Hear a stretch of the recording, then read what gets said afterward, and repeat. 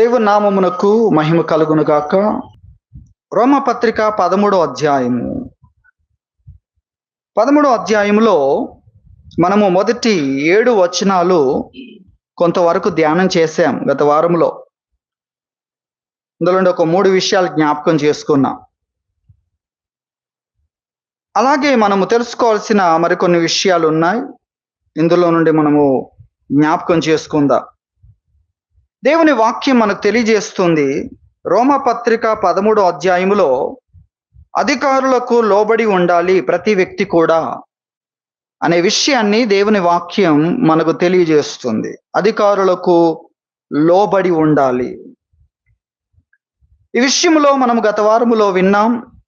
మనం లోబడి ఉండాలి. దేవుడిచ్చిన అధికారము, ఎవరి ఎడల గౌరవం ఉండాలో వారి ఎడల గౌరవం ఉండాలి, ఎవరి ఎడల భయం ఉండాలో వారి ఎడల భయము కలిగి ఉండాలి, అందరికీ వారి వారి రుణాలు తీర్చాలి అనగా ఆ భయమును సన్మానమును వ్యక్తపరచుట ద్వారా మనము కలిగి ఉన్న రుణమును తీర్చాలి అని దేవుని వాక్యం మనకు తెలియజేస్తుంది.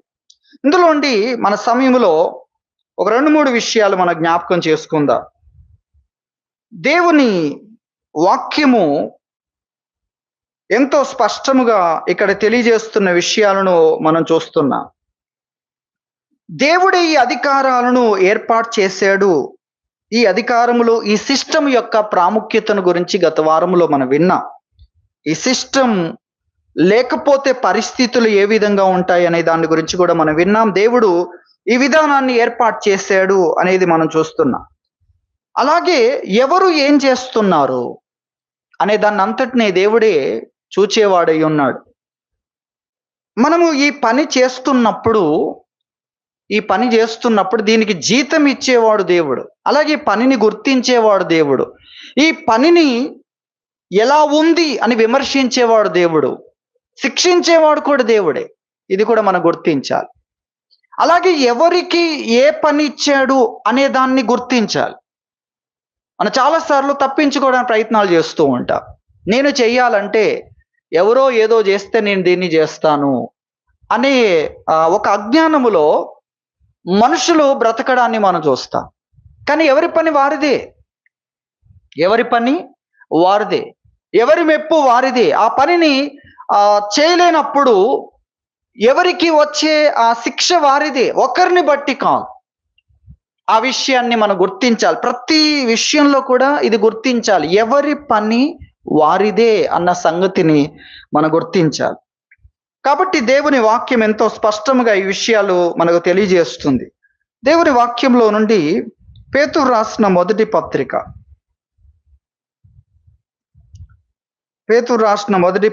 2వ అధ్యాయము 13వ వచనాన్ని మనం చూస్తే, మనుషులు నియమించు ప్రతి కట్టడకును ప్రభువు నిమిత్తమై లోబడియుండుడి అనే మాట మనం చూస్తున్నాం. రాజు అందరికి అధిపతి అనియు, నాయకులు దుర్మార్గులకు ప్రతిదండన చేయుటకును సన్మార్గులకు మెప్పు కలుగుటకును రాజు వలన పంపబడిన వారినియు వారికి లోబడియుండుడి అనే విషయాన్ని ఇక్కడ తెలియజేస్తున్నాడు. అలాగే 17లో అందరినీ సన్మానించుడి, సహోదరులను ప్రేమించుడి, దేవునికి భయపడుడి, రాజును సన్మానించుడి అనే విషయాన్ని కూడా ఇక్కడ తెలియజేస్తున్నాడు.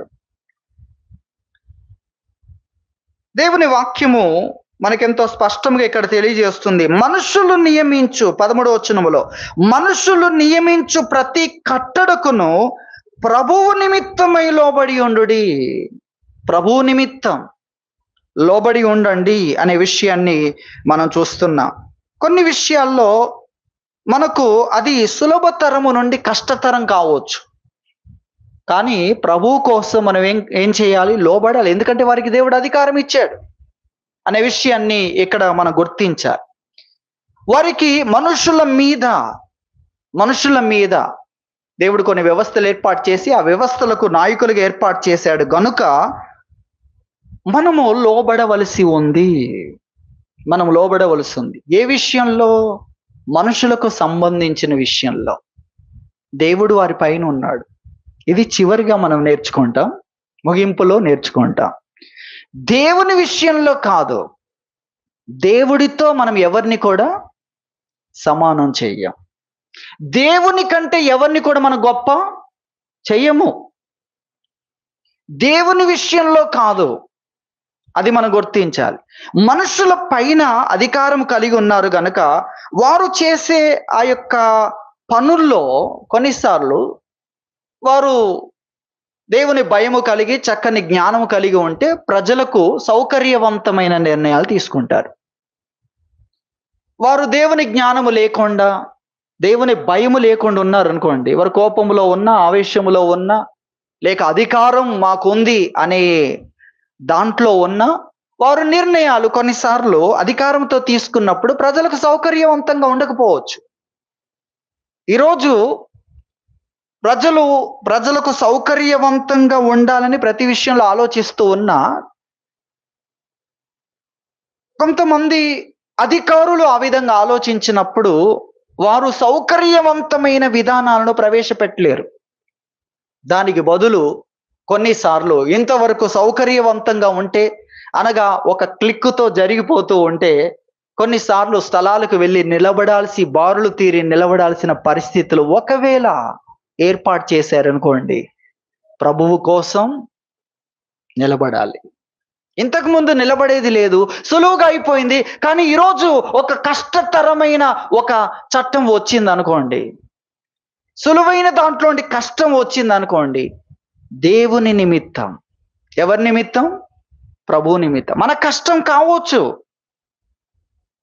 అయినా దేవుని నిమిత్తం లోబడాలి అనే విషయాన్ని గురించి దేవుని వాక్యం మనకు తెలియజేస్తుంది. మనుషులు నియమించు ఆ కట్టడలు, 13వ వచనంలో, మనుషులు నియమించు ప్రతి కట్టడకును ప్రభు నిమిత్తం లోబడి ఉండండి. ప్రభు మాకు ఏం నేర్పించాడు? విధేయత నేర్పించాడు. ప్రభువు మాకు సహనము నేర్పిస్తున్నాడు. ఎవరి ఎడల భయం ఉండవలనో వారి ఎడల భయాన్ని వ్యక్తపరచమని దేవుడు మాకు చెప్తున్నాడు. ఎవరి ఎడల గౌరవ భావాన్ని వ్యక్తపరచాలో వారి ఎడల, వారి అధికారులు కనుక మేము ఆ గౌరవ భావాన్ని, గౌరవ పదజాలాన్ని ఉపయోగించడం దేవుడు మాకు నేర్పించాడు అనేది చాలా ప్రాముఖ్యమైన విషయం. దీని గురించి దేవుడు ఇక్కడ వాక్యములో తెలియజేస్తున్నాడు. ఈ విధంగా ఉండాలని. తర్వాత 14లో, రాజు అందరికి అధిపతి అనియు, నాయకులు దుర్మార్గులకు ప్రతిదండన చేయుటకును, సన్మార్గులకు మెప్పు కలుగుటకును, రాజు వలన పంపబడిన వారనియు వారికి లోబడి ఉండుడి అని చెప్పాడు. ఏమని చెప్తున్నాడు? మనుషులు నియమించే ప్రతి కట్టడకు ప్రభు నిమిత్తం లోబడి ఉండండి. అలాగే రాజుల పరిపాలన, ఇక్కడ మంది ప్రజాస్వామ్య పరిపాలన, అది ఇంకొంచెం కష్టతరమైన పరిపాలన ఉంటుంది. ఒక నిర్ణయాలు, ఇక్కడ నిర్ణయాలకు సంబంధించి వివిధమైన విధానాలు ఉంటాయి.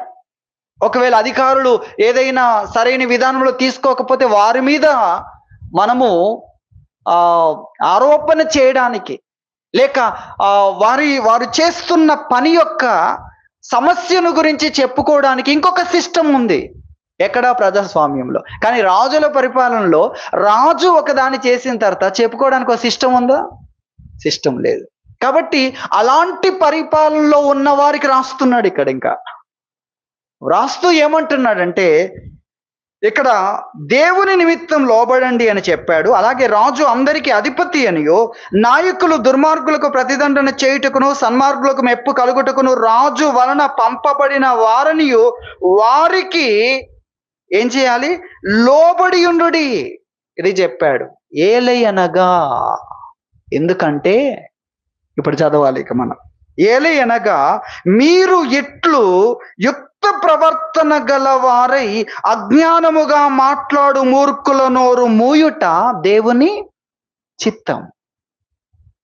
ఏలయనగా ఈ విధేయత, ఈ లోబడుట మీరు చెయ్యాలి అనే విషయాన్ని ఇక్కడ చెప్పాడు.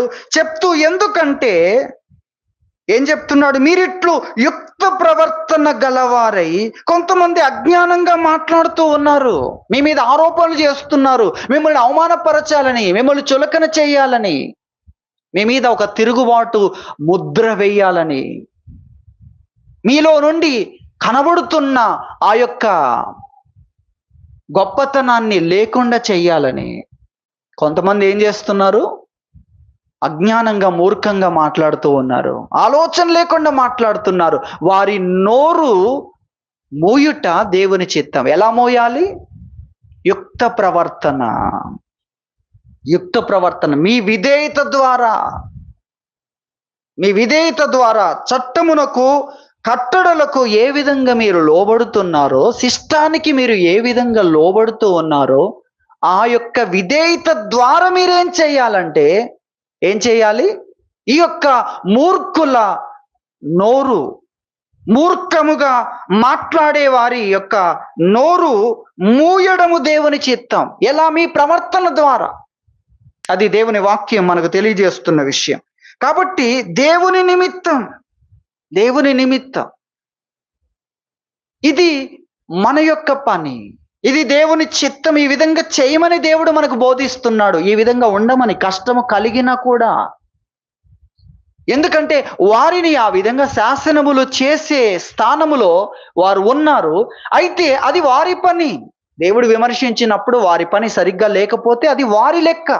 శిక్ష అయినా అలాగే మెప్పైనా వారికి పోద్ది, మనకు రాదు. అయితే మనదేంటి? విధేయత. కాబట్టి వాక్యం చెప్తుంది, మనుషులు నియమించు ప్రతి కట్టడకును ప్రభువు నిమిత్తమై లోబడి ఉండుడి అన్న విషయాన్ని దేవుని వాక్యం మనకు తెలియజేస్తుంది. కాబట్టి కొన్నిసార్లు కష్టతరమైన పరిస్థితుల గుండా మనం వెళ్ళాల్సి వచ్చినా కూడా దేవుని కోసం, దేవుని కొరకు నేనేం చేస్తున్నాను? ఈ పద్ధతిలో నడుస్తున్నాను. దేవుడు పని చేయమన్నాడు, ఒక మంచి పనిని ఏర్పాటు చేసుకోమన్నాడు. కాబట్టి పని కొరకు అందరూ సౌకర్యాలతో నిండిన గృహము నుండి పని యొక్క స్థలానికి బయలుదేరడాన్ని మనం చూస్తున్నాం కదా. ఎందుకు? దేవుని కోసం, దేవుని చిత్తం అని మనం అంటున్నాం. అలాగే ఇక్కడ అధికారులకు లోబడి ఉండే విషయంలో, అలాగే వారు ఏదైనా కట్టడలు చేసినప్పుడు ఆ కట్టడలకు విధేయత చూపించే విషయంలో కూడా దేవుని కోసం. ఎందుకంటే కట్టడలు చేయుట వారి పని, వారి పనికి జీతమైనా, వారి పనిని విమర్శ అయినా అది దేవుడు చూసుకుంటాడు, మెప్పైన శిక్ష అయినది వారికి. కానీ మనకేంటి? కట్టడలకు లోబడుట నీ పని అనేది ఇక్కడ దేవుని వాక్యము మనకు తెలియజేస్తుంది. ప్రభువు నిమిత్తమై లోబడండి అనేది దేవుని వాక్యం మనకు తెలియజేస్తున్న విషయం. అందుకే ఈ యొక్క బోధను చెయ్యాలని తీతు పత్రికలో ఈ మాటలు చూస్తే అపొస్తలుడైన పౌలు తీతుకు రాస్తూ ఈ విషయాన్ని తెలియజేస్తున్నాడు. 3వ అధ్యాయం 1వ వచనంలో, అధిపతులకును అధికారులకును లోబడి విధేయులుగా ఉండవలననియు వారికి జ్ఞాపకం చేయి, వారికి బోధించు అనేది ఇక్కడ తెలియజేస్తున్నాడు అనేది మనం చూస్తున్నాం. కాబట్టి మనం గ్రహించాలి, మనుషులు నియమించు ప్రతి కట్టడకు ప్రభువు నిమిత్తమై మనం లోబడి ఉండాలి. అది ఏ విధంగా ఉన్నా, అది సులువుగా ఉన్నా, సులువైన స్థితిలో నుండి కష్టములోనికి, సౌకర్యవంతమైన స్థితిలో నుండి కష్టములోనికి వెళ్ళవలసి వచ్చినా కూడా మనదేంటి? విధేయత. ఇది దేవుని వాక్యం మనకు తెలియజేస్తుంది. మనము విధేయులుగా ఉండాలి అనేది దేవుని వాక్యం తెలియజేస్తుంది. ఇది మొదటి విషయం. రెండో విషయాన్ని మనం జ్ఞాపకం చేసుకుంటే, రెండో విషయము, అధికారములో ఉన్న వ్యక్తులు ఎటువంటి వ్యక్తులైనా, అధికారములో ఉన్న వ్యక్తులు మంచివారు, న్యాయవంతులు, సాత్వికులు, పనిని అర్థం చేసుకునేవారు, వారికైతే అందరు లోబడతారు. ఇదిగో ఇలాంటి వారికి ఎంత పని చెప్పినా, ఏం చెప్పినా, ఏం అడిగినా సంతోషంగా చేయాలనిపిస్తూ ఉంటుంది. కానీ అన్యాయస్తులు, వారి పని వారు సరిగా చేయరు. తర్వాత ఇతరులు ఎవరు ఏంటి, పని చేసేవారా చేయనివారా, సమయపాలన చేసేవారా చేయనివారా అనేది చూడకుండా, న్యాయము లేకుండా, అలాగే వారు సత్ప్రవర్తన లేకుండా, క్రమమైన ఆ యొక్క జీవన విధానము లేకుండా ఉంటే ఎలా లోబడాలి అనుకుంటూ ఉంటారు. వాక్యం తెలియజేస్తుంది. పేతురు రాసిన మొదటి పత్రిక 2వ అధ్యాయము 18వ వచనం చూడండి. 18వ వచనంలో, పనివారులారా, మంచివారును సాత్వికులునైన వారికి మాత్రము కాక ముష్కరులైన మీ యజమానులకును పూర్ణ భయముతో లోబడి ఉండుడి. ఎందుకంటే ఇవన్నీ తెలియజేస్తున్నాడు. అదే కదా మన ప్రత్యేకత, అదే కదా మెచ్చుకోవడానికి, దేవుడు మెచ్చుకోవడానికి విశేషముగా ఉండగలిగేది అదే కదా అనే విషయాలు ఈ 19-20 వచనాల్లో చెప్పాడు. దీని కొరకే దేవుడు మిమ్మల్ని పిలిచాడు. కాబట్టి సాత్వికులు మంచివారు అనే వారికి మాత్రమే కాదు, సాత్వికులు కాకపోయినా, కఠినాత్ములైన, మంచివారు కాకపోయినా, న్యాయము లేని వ్యక్తులైనా, వక్రబుద్ధులు కలిగిన అని అంటాడు. వారు ఎటువంటి పరిస్థితుల్లో వారి పని వారు న్యాయంగా చేయకపోయినా, లేక వారు కఠినాత్ములైన, మీరేం చేయాలి? పూర్ణ భయముతో మీరు లోబడాలి. శుద్ధాంత కారణము గలవారై అంటాడు కొలసి పత్రికలో. లోపల నుండి త్రికరణ శుద్ధితో మన ఆలోచనలో కూడా వారి పట్ల ఏముండాలి? గౌరవ భావము ఉండాలి. ఎందుకంటే వారు ఆ స్థానంలో ఉన్నారు, మన పదజాలము కూడా, మనం ఉపయోగించే పదాలు కూడా అందులో భయము అలాగే సన్మానము ఉండాలి. ఒకవేళ వారు న్యాయముగా లేని దాన్ని గురించి మాట్లాడినా భయముతో సన్మానముతోనే దాని గురించి మాట్లాడవచ్చు. కానీ భయము సన్మానము లేకుండా అధికారుల పట్ల మనము స్నేహితులైనట్లు, క్రింది వారైనట్లు మాట్లాడడం అనేది అది మనల్ని శిక్షకు గురి చేస్తుంది. ఎవరు? దేవుడు. విమర్శించేది ఎవరు? దేవుడు. ప్రతిఫలం ఇచ్చేది ఎవరు? దేవుడు. ఆ ప్రతిఫలం ఇచ్చేటప్పుడు దేవుడు అంతఃకరణములో శుద్ధి ఉందా, లోపల నుండి ఆ యథార్థత ఉందా అనే దాన్ని దేవుడు చూస్తాడు. అందుకే దేవుడు ఆ విషయాలు మనకు తెలియజేస్తున్నాడు. కాబట్టి వారి పట్ల కూడా, సాత్వికులు మంచివారే కాదు, ముష్కరులైన వారి పట్ల, కఠినాత్ములైన వారి పట్ల, న్యాయముగా లేని వారి పట్ల కూడా మనము విధేయులుగా ఉండాలి అని దేవుని వాక్యము మనకు తెలియజేస్తుంది. వారు క్రూయలుగా ఉన్న, అన్జస్టిఫైగా ఉన్న, అన్ఫెయిర్గా ఉన్న వారి పట్ల ఎలా ఉండాలి? వారు పైన ఉన్నారు కాబట్టి వారి ఎడల కూడా మీరు పూర్ణ భయముతో లోబడి ఉండాలి అన్న విషయాన్ని దేవుని వాక్యము మనకు తెలియజేస్తుంది. కాబట్టి ఈ విషయాన్ని మనం గుర్తించాలి. కొలస్సీ పత్రికలో నా వాక్యాన్ని మనం చూద్దాం.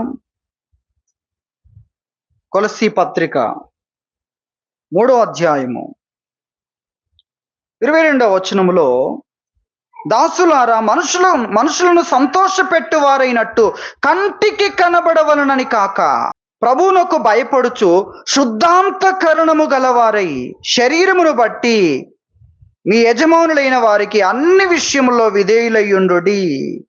ప్రభువు వలన స్వాస్థ్యమును ప్రతిఫలముగా పొందుదుమని ఎరుగుదురు గనుక మీరేమి చేసినను అది మనుషుల నిమిత్తము కాక ప్రభువు నిమిత్తమని మనస్ఫూర్తిగా చెయ్యండి. ప్రభు నిమిత్తం, మనుషుల కోసం కాదు. ప్రభు ఈ పనిలో పెట్టాడు అనే విషయాన్ని మీరు జ్ఞాపకం చేసుకోనండి అనేది ఇక్కడ తెలియజేస్తున్నాడు. మీరు ప్రభు అయిన క్రీస్తునకు దాసులై ఉన్నారు. ఆయన మిమ్మల్ని ఈ యొక్క పనిలో పెట్టాడు. ఆయన మీకు ప్రతిఫలం ఇస్తాడు. ఆయన వలన మీరు స్వాస్థ్యమును పొందుతారు గనక మీరేం చేసినా ఇది మనిషి కొరకు కాదు, దేవుని కోసం. ఎందుకంటే నా పనిని గుర్తించేవాడు దేవుడు, నా పనిని విమర్శించేవాడు దేవుడు, నా పనిని చూచేవాడు, మెచ్చుకునేవాడు, అలాగే ప్రతిఫలం ఇచ్చేవాడు దేవుడు గనుక ఇది దేవుని నిమిత్తం అని మనము లోపలి నుండి కంటికి కనబడుటకే కాకుండా ప్రభువుకు భయపడుచు శుద్ధాంతఃకరణము గలవారై, అంతరంగములో కూడా శుద్ధి కావాలి. అక్కడి నుండి వచ్చే భావాల్లో కూడా, మాటల్లో కూడా శుద్ధి ఉండాలి అన్న విషయాన్ని, అందుకే పూర్ణ భయం అని చెప్పాడు. పూర్ణ భయముతో లోబడి ఉండాలి. వారు ముష్కరులైనా, వారు కఠినాత్ములైనా, వారు న్యాయవంతముగా లేకపోయినా, అన్యాయముగా వారు మాట్లాడుతున్నా విధేయత చూపించాలి. ఎందుకంటే దేవుని వాక్యం మనకి ఈ విషయాలు తెలియజేస్తుంది. దేవుడు ఈ విషయాల గురించి మనతో మాట్లాడుతున్నాడు అన్నది మనం గుర్తించాలి. దేవుని వాక్యంలో నుండి తీతు పత్రికలో ఒక వాక్యాన్ని మనం చదువుకుందాం.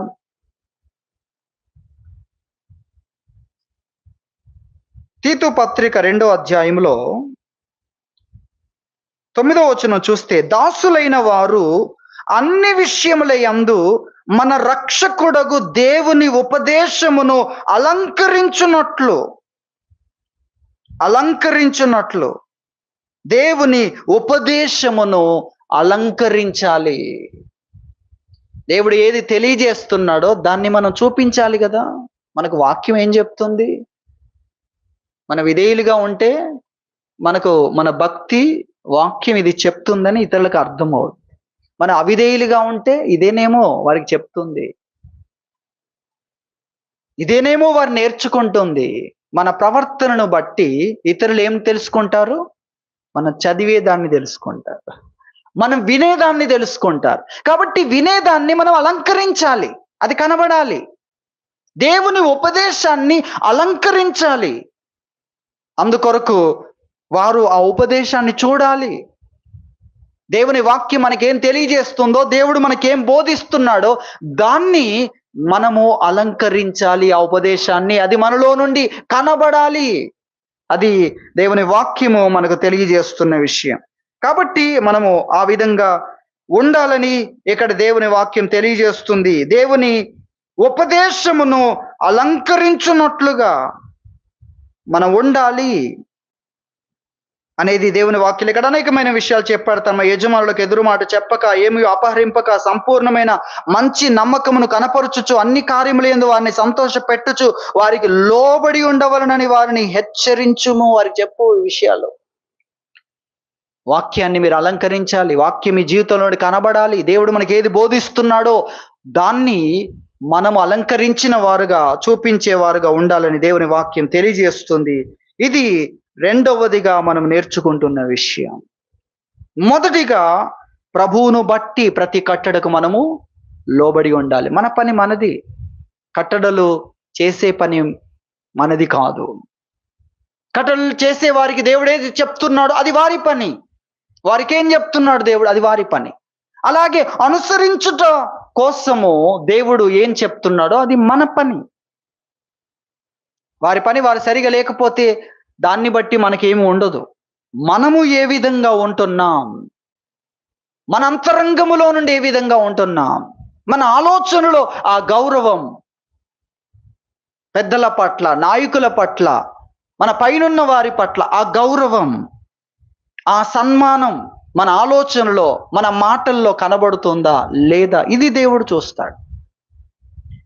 కాబట్టి మనము దేవుణ్ణి బట్టి ప్రతి కట్టడకు లోబడి ఉండాలనేది మొదటిగా మనం జ్ఞాపకం చేసుకుంటున్నాం. రెండవదిగా, వారు మంచివారుగా లేకపోయినా, అలాగే సాత్వికులుగా లేకపోయినా, న్యాయవంతులుగా లేకపోయినా, వారి జీవితంలో సరైన జీవితం వారు లేకపోయినా, వారి అధికారంలో ఉన్నప్పుడు, ప్రభుత్వం చేసేవారుగా ఉన్నప్పుడు, అలాగే చట్టములు చేసేవారుగా ఉన్నప్పుడు, మనము వారి ఎడల కూడా, న్యాయముగా లేని వారి ఎడల కూడా దేవుడు అక్కడ ఉంచాడు మనల్ని.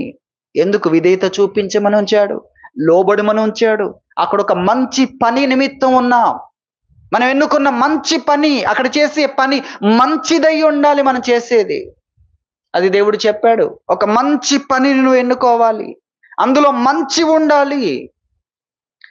ఆ మంచి పని కోసము దేవుడు మనల్ని అక్కడ పెట్టాడు గనక మనము పైనున్న వారు, చట్టము చేసేవారు కానీ, అలాగే పైనున్న నాయకులు, ఆ నాయకులుగా ఉన్నవారు కానీ సరైన విధానంలో లేకపోయినా, కఠినంగా ఉన్నా, న్యాయాన్ని అర్థం చేసుకోకపోయినా మనము విధేయత చూపించాలి.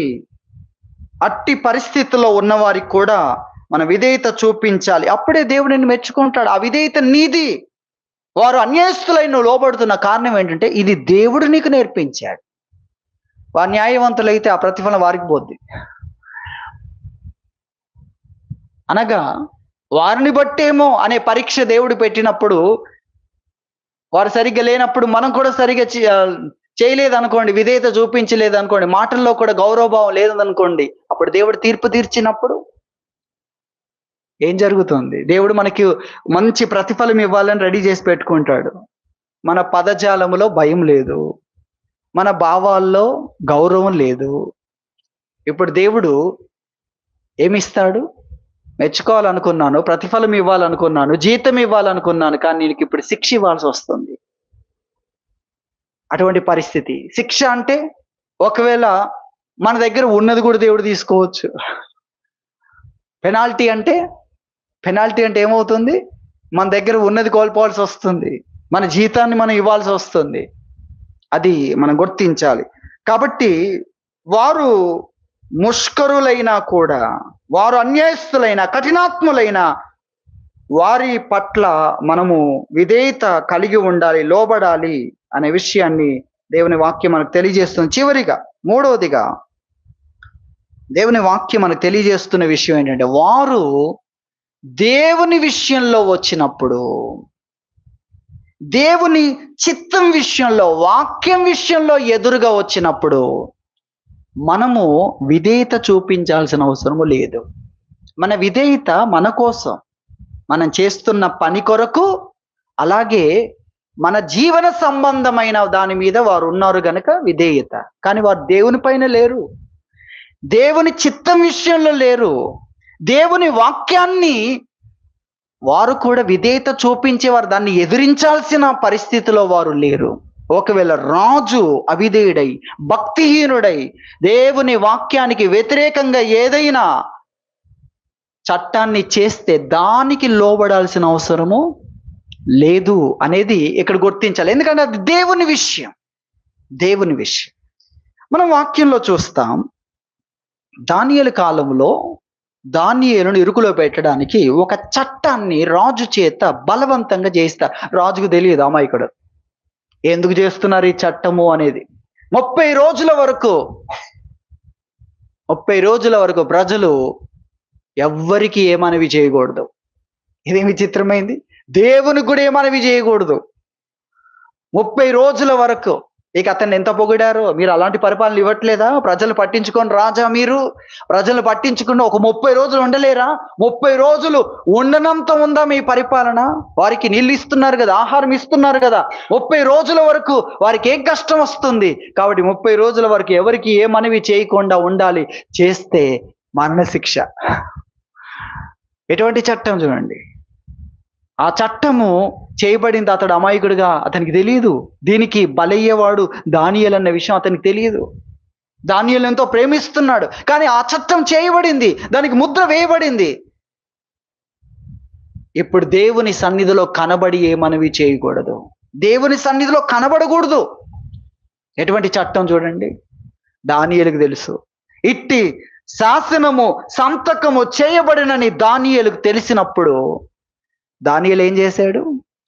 ఇది ఏమవుతుంది, ఏ నేరం అవుతుంది? దేవుని దగ్గర కనబడితే రాజు చట్టాన్ని వ్యతిరేకించిన వాడు,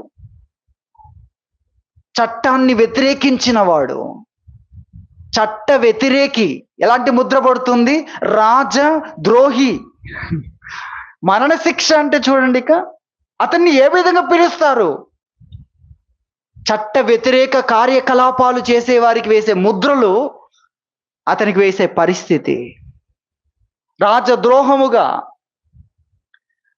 ఆ చట్టానికి వ్యతిరేకమైన వ్యక్తిగా, సంఘ విద్రోహ శక్తులు అనే ఆ మాటలు ఏ విధంగా అతన్ని నేరస్తునిగా చేయడానికి ఎటువంటి విషయాలు ఉన్నాయి చూడండి.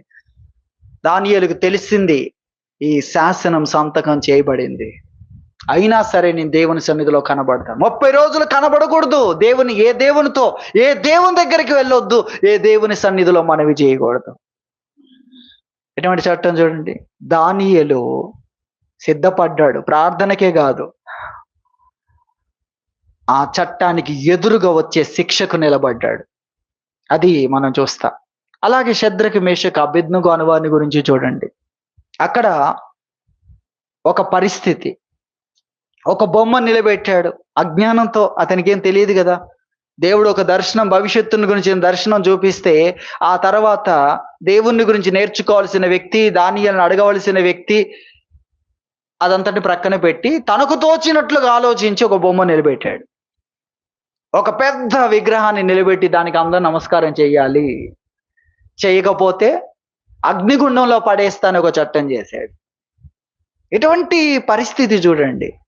అప్పుడు షద్రకు మేషకు అబేద్నెగో దానియేలుకి అవసరమైతే రాలేదు. ఎందుకంటే దానియేలు రాజు పక్కన కూర్చున్నాడు. ఆ సమయంలో నెబుకద్నెజర్ కాలంలో జరిగింది. అదే సింహాలు బోన్లో వేసేది దర్యావేష్ కాలంలో జరిగింది. ఈ బబులోను వాళ్ళ నెబుకద్నెజర్ కాలంలో అంతకు ముందు రాజు యొక్క కళ చెప్పాడు గనక ఆ రాజు దానియేలుకి సాష్టాంగ పడతాడు. కాబట్టి రాజు ప్రక్కన కూర్చున్నాడు, అతనికి అవసరత రాలేదు. కానీ ఇక్కడ షద్రకు మేషకు అబేద్నెగో అను వారికి ఆ పరిస్థితి వచ్చింది. ఇప్పుడు వారు కూడా వెళ్ళి ఆ బొమ్మకు సాగిలపడాలి. ఆ పరిస్థితి లేదంటే వాళ్ళను అగ్నిగుండంలో పడేస్తారు. వారు నిలబడ్డారు దేవుని కోసం.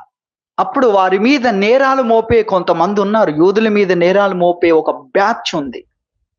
ఆ బ్యాచ్ వారు వచ్చి, ఇదిగో రాజు సముఖమునకు సందడిగా వచ్చి, నీ మాటను లెక్క చేయట్లేదు అని చాలా తీవ్ర స్థాయిలో రాజుకు చెప్తారు. షద్రకు మేషకు అబేద్నెగో అను వాళ్ళు నీ ఆజ్ఞను లెక్క చేయట్లేదు. అప్పుడు రాజు పిలిపిస్తాడు. పిలిపించి, ఏంటి నేను విన్నది నిజమేనా, అది ఏమైనా మీరు ఇప్పుడు వెళ్ళి చెయ్యండి అన్న మాట వారికి చెప్తాడు. అప్పుడు షద్రకు మేషకు అబేద్నెగో అని వారు చెప్తారు, మేము దీనికి మొక్కం. రాజుకు అర్థమవుద్ది, ఏ దేవుడు మిమ్మల్ని రక్షిస్తాడో నేను చూస్తాను అని ఆ రకంగా మాట్లాడుతూ ఉంటాడు. అప్పుడు వీరు, మా దేవుడు రక్షించడానికి సమర్థుడు మాకు తెలుసు, ఒకవేళ ఆయన ఇలా రక్షించాలి అని ఆయన ఆలోచించక మా కొరకు ఇంకా వేరే ప్రణాళిక వేస్తే మేము కాలిపోవడానికి, అగ్నిగుండంలో పడడానికి, ఆ అగ్నిగుండం తప్పించడానికి మీకు ఎలా ప్రత్యుత్తరం చెప్పాలన్న చింత కూడా మాకు లేదు, మిమ్మల్ని అసలు రిక్వెస్టే చేసుకోమేమో అన్న మాటను రాజుతో చెప్తారు. కాబట్టి అక్కడ చూడండి, వారు ఎంతో విధేయులు. కానీ దేవుని విషయం వచ్చేసరికి, వాక్యం విషయం వచ్చేసరికి వారు నిలబడ్డారు. శిక్షకు ఎదురుగా వారు నిలబడ్డారు. దేవుని వాక్యం ఏం చెప్తుంది, మేము సేవించే దేవుడు మాకేం చెప్తున్నాడు, అది దేవునికి సంబంధించిన విషయం. కాబట్టి దేవునికి సంబంధించిన విషయంలో వారు ధైర్యముగా రాజుకు, అతని శాసనాలకు, అతని చట్టానికి ఎదురుగా నిలబడడాన్ని గురించి మనం చూస్తున్నాం. శిక్ష ఏదైనా దానికి మేము సిద్ధం, అది ఎటువంటిదైనా దానికి సిద్ధమని వారు నిలబడ్డారన్న విషయాన్ని మనం చూస్తున్నాం. దేవుడు వాక్యములో సమూయేలు కాలంలో ఏలీ అనే ప్రధాన యాజకుని చూస్తాం. ఆ ప్రధాన యాజకుని కుమారులు దేవుని చట్టాన్ని అతిక్రమిస్తున్నారు, దేవుని వాక్యాన్ని అతిక్రమిస్తున్నారు, దేవుని వాక్యానికి వ్యతిరేక పనులు చేస్తున్నారు. దేవుడు చెప్పాడు, నీ కుమారులు ఇలా చేస్తున్నారని.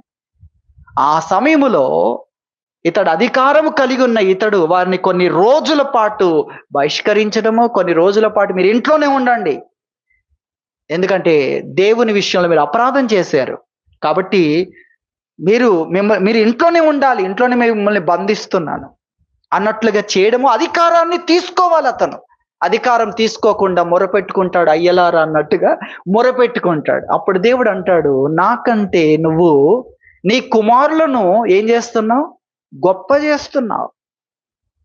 వారికి భయపడుతున్నావేంటి, వారికి మొరపెట్టుకుంటున్నావేంటి, మొరపెట్టడం ఏంటి? నీ క్రింద ఉన్నవారు దేవుని విషయంలో వారు అపరాధులై ఉన్నారన్నప్పుడు నువ్వేం చేయాలి, శిక్షించాలి. దేవుని ఆ పనిలో నుండి వారిని ప్రక్కన పెట్టాలి బుద్ధి వచ్చేంత వరకు. ఆ పని చేయకుండా మొరపెట్టుకుంటాడు. ఎందుకు మొరపెట్టుకుంటున్నాడు? నీ కుటుంబ పరంగా మొరపెట్టుకో. నీ కుటుంబ విషయంలో నా పిల్లలు ఇక రేపు మాపు నేను ఉండను అది. కానీ దేవుని విషయం, దేవుడు ఎవరినైనా పెట్టగలడు, దేవుడు ఎవరినైనా తీసుకురాగలడు. దేవుని విషయాల్లో కుటుంబపరమైన విషయం వేరు, దేవుని విషయాల అధికారాన్ని ఉపయోగించాల్సి ఉంది అతను, ప్రధాన యాజకుడు. కానీ మొరపెట్టుకుంటాడు. అప్పుడు దేవుడు అంటాడు, నీవు నాకంటే నీ కుమారులను గొప్ప చేస్తున్నావు అన్న నేరాన్ని అతని మీద మోపడాన్ని గురించి దేవుని వాక్యములో మనం చూస్తాం. కాబట్టి మనం గ్రహించాలి, దేవుని విషయంలో, దేవుని వాక్యం విషయంలో, దేవుని చిత్తం విషయంలో మనం ఎంత మాత్రము కూడా మానవ అధికారాలను రావడానికి ఒప్పుకోకూడదు. అది మనం గుర్తించాలి. మానవ సంబంధమైన విషయాలు. అంతెందుకు, సప్పీరా ఏం చేసింది? భర్త మాట విని పేతురు దగ్గరికి వచ్చి భర్త చెప్పినట్లు భర్తకు లోబడింది. ఏం చెప్పాడు భర్త? దేవుణ్ణి, దేవుని సేవకులను మోసగిస్తూ అబద్ధం చెప్తే ఏం కాదని. భర్త మాట వినాలి అనేది జీవితానికి సంబంధించింది, దేవుడి విషయంలో కాదు. దేవుడు ఎక్కడున్నాడు? అందరికి పైన ఉన్నాడు. ఆయన స్థానంలో ఎవరిని పెడతారు? ఎవరైనా పెట్టగలమా అసలు ఈ ప్రపంచంలో? అది మనం గుర్తించాలి. కాబట్టి ఆమె అబద్ధం ఆడినందున ఆమె కూడా చనిపోయింది. ఒకవేళ ఆమె అబద్ధం ఆడకుండా నిజం చెప్తే అన్నని కూడా బ్రతికేవాడేమో. మనం గ్రహించాలి.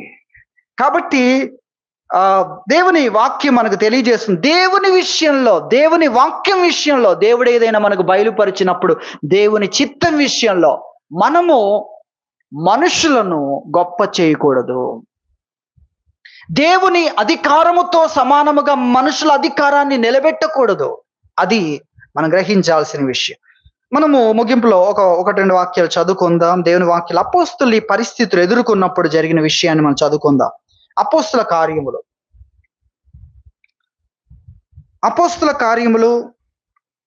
4వ అధ్యాయము.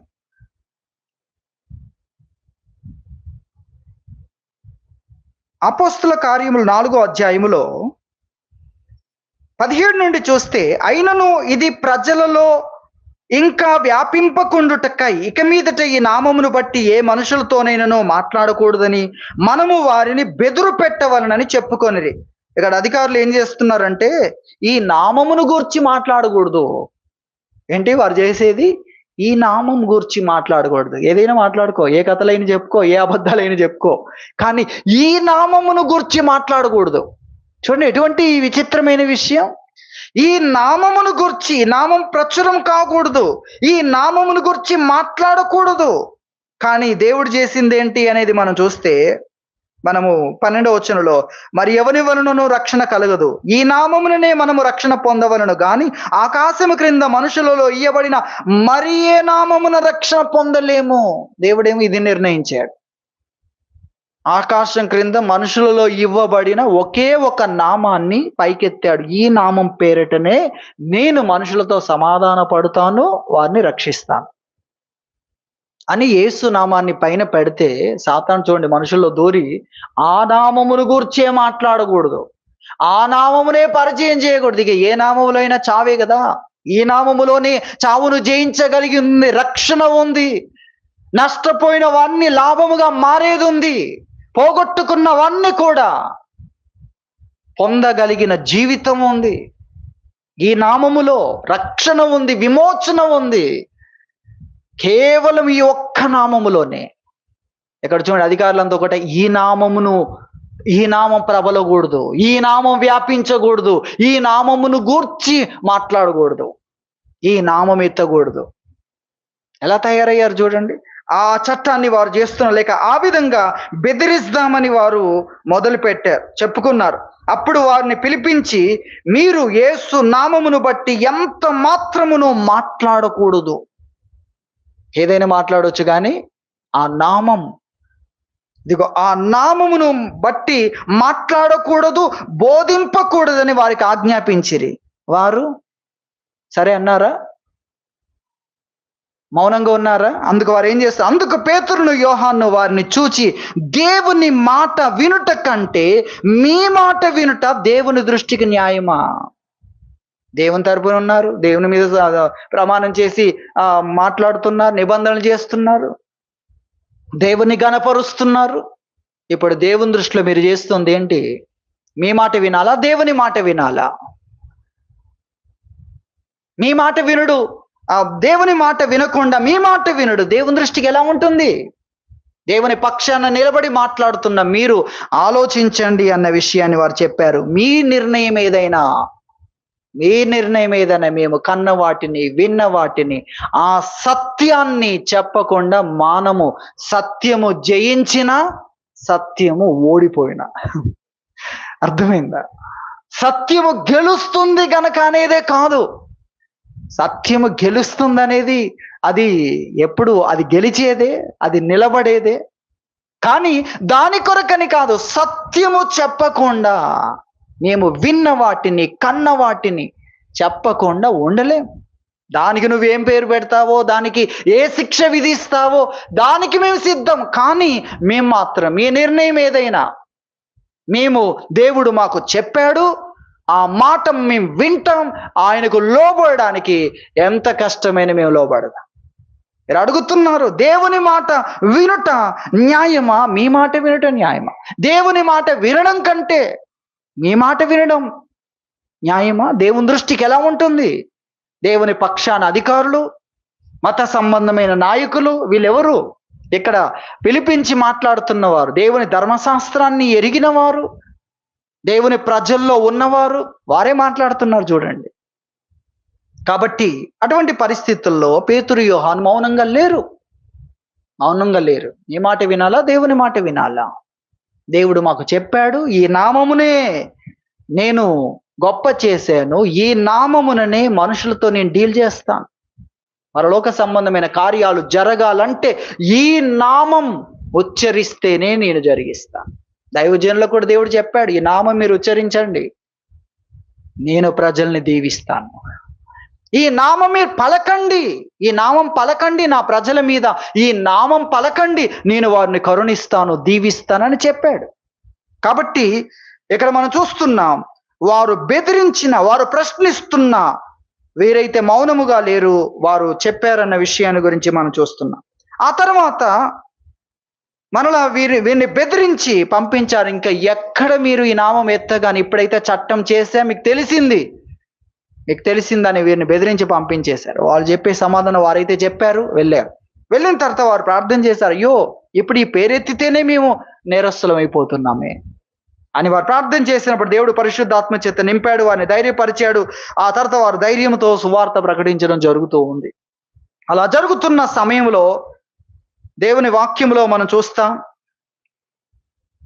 కొన్ని ఇక్కడ అద్భుతములు జరిగాయి. 17వ వచనంలో, అయితే వారు ప్రకటిస్తూ ఉండగా దేవుడు వారిని తీసుకుని వెళ్ళి ఒక స్థలములో నిలబెట్టి ప్రకటించమని దేవుడు చెప్పాడు. వారు ప్రకటిస్తూ ఉన్నారు. ప్రకటిస్తూ ఉన్నప్పుడు ఈ అధికారులకు తెలిసింది, వారు ప్రకటిస్తున్నారు యేసు నామము గూర్చి వారు మాట్లాడుతున్నారు అని తెలిసినప్పుడు బంట్రౌతులను పంపించారు. వారు తీసుకొని వచ్చారు.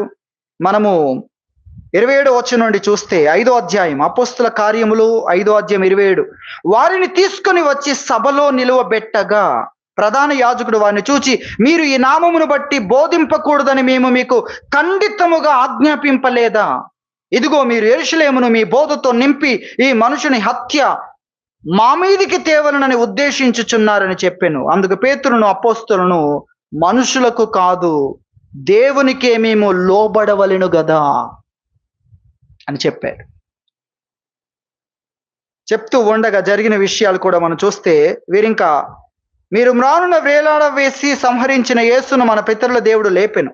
ఇశ్రాయేలునకు మారు మనస్సును పాప క్షమాపణను దయచేయుటకై దేవుడు ఆయన్ను అధిపతిని గాను రక్షకుని గాను తన దక్షిణ హస్త బలము చేత హెచ్చించి ఉన్నాడు. మేమును దేవుడు తనకు విధేయులైన వారికి అనుగ్రహించిన పరిశుద్ధాత్మయు ఈ సంగతులకు సాక్షులమై ఉన్నామని చెప్పిరి.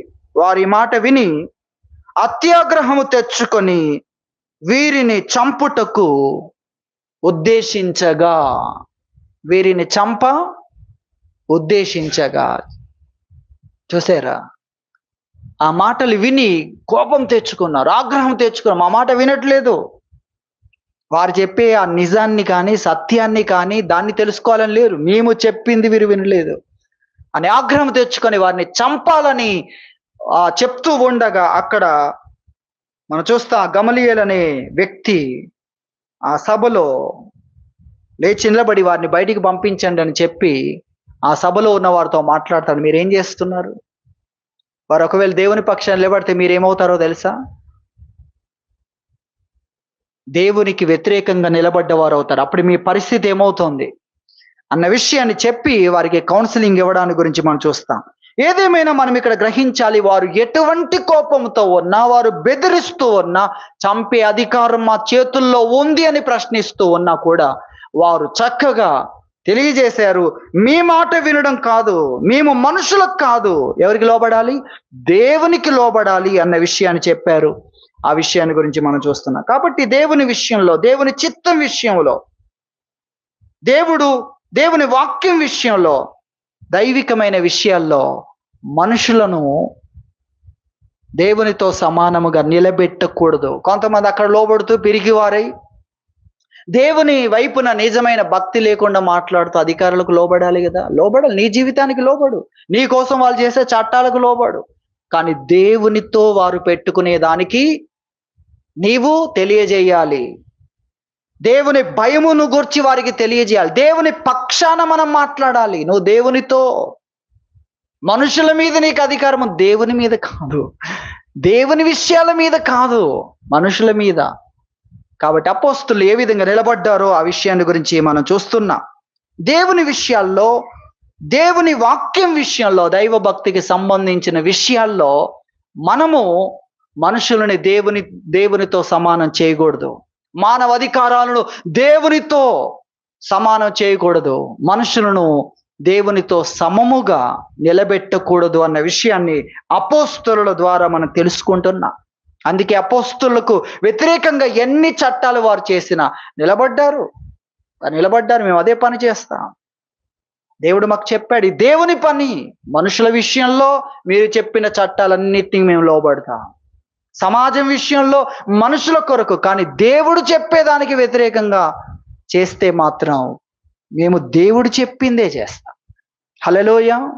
మేము దేవుడు చెప్పిందే చేస్తామన్నారు. ఎటువంటి శిక్ష అయినా నిలబడ్డారు. వాచ్మెన్ని అనే దైవజనుడి గురించి మనం చూస్తాం. అతన్ని సువార్త ప్రకటించడం ద్వారా జైల్లో పెట్టారు. చాలా కాలం జైల్లో ఉన్నాడు. తన యవ్వన కాలం అంతా పోయింది. అంతకాలం శిక్షించారు వారు జైల్లో పెట్టి. ఆ తర్వాత జైలు నుండి విడుదలయ్యాడు. ఆయన వెళ్తూ ఉన్నాడు. ఇకనైనా నువ్వు బుద్ధిగా ఉండు, మరలా ఇటువంటి పనులు చేస్తే చచ్చేంత వరకు ఇక్కడే ఉంటావంటే అతడు చెప్పాడు, బ్రతుకుట క్రీస్తే, ఏంటి చావైతే లాభం అన్నట్లుగా అతడు ఆ మాట చెప్పాడు. నేను ఉన్నదే ఆయన్ను ప్రకటించడానికి, నేను బ్రతుకుతుందే ఆయన్ను ప్రకటించడానికి, నేను బ్రతికి ఉందే సువార్త ప్రకటించడానికి అనగానే ఆయన మళ్ళీ జైల్లో వేశారు. ఆ జైల్లో నుండే పుస్తకాలు రాశాడు ప్రపంచం కోసం, దైవ సేవకుల కొరకు. ఎటువంటి గొప్ప పుస్తకాలు రాశారు వాచ్మెన్ని గారు. ఆత్మ సంబంధమైన జీవితం అనే దాని గురించి రకరకాల పుస్తకాలు. అవి క్రైస్తవ ప్రపంచాన్ని ఎంత బలపరిచాయో ఆధ్యాత్మికంగా నేటికి కూడా మనం చూస్తాం. ఎక్కడ రాశాడు? జైల్లో నుండి రాశాడు. మన అపోస్తలుడైన పౌలు యొక్క పత్రికలు చూస్తాం, జైల్లో నుండి ఎలా రాశాడండి. ఫిలిప్పీ పత్రిక జైల్లో నుండి రాశాడు. ప్రభువునందు ఆనందించుడి, మరలా చెప్పుదును, ప్రభువునందు ఎల్లప్పుడూ ఆనందించండి అని. అత్యంత వేదనకరమైన స్థలం జైలు. అటువంటి పరిస్థితి అక్కడ నుండి చెప్పాడు. కాబట్టి మనం గ్రహించాలి, వాచ్మెన్ని గారు ఆ జైల్లో నుండి బయటికి, అంత కష్టం అనుభవించి బయటికి వచ్చిన వ్యక్తి, నేను వెళ్ళి చేసేదే సువార్త ప్రకటించడం అని చెప్పి మళ్ళీ జైల్లో పడ్డాడు చనిపోయేంత వరకు. జైల్లో ఉండి అక్కడి నుండే పుస్తకాలు రాసి క్రైస్తవ ప్రపంచాన్ని బలపరిచే వ్యక్తిగా నిలబడ్డాడు.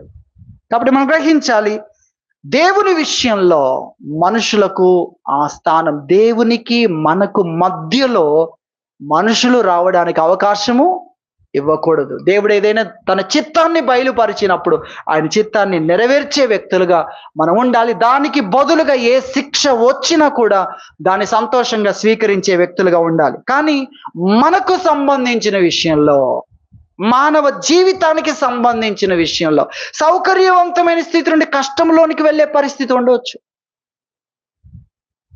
అయినా దాన్ని మనం సహించాలి. ఇది దేవుడు నా కొరకు ఏర్పాటు చేసిన పని అని సంతోషముతో అధికారులు నియమించిన మానవ జీవితానికి సంబంధించిన కట్టడలు ప్రభు కోసం సంతోషముతో మనం లోబడాలి, విధేయత చూపించాలి. ప్రభు తెలియజేస్తున్నాడు. దేవుడి వాక్యం దీవించును గాక.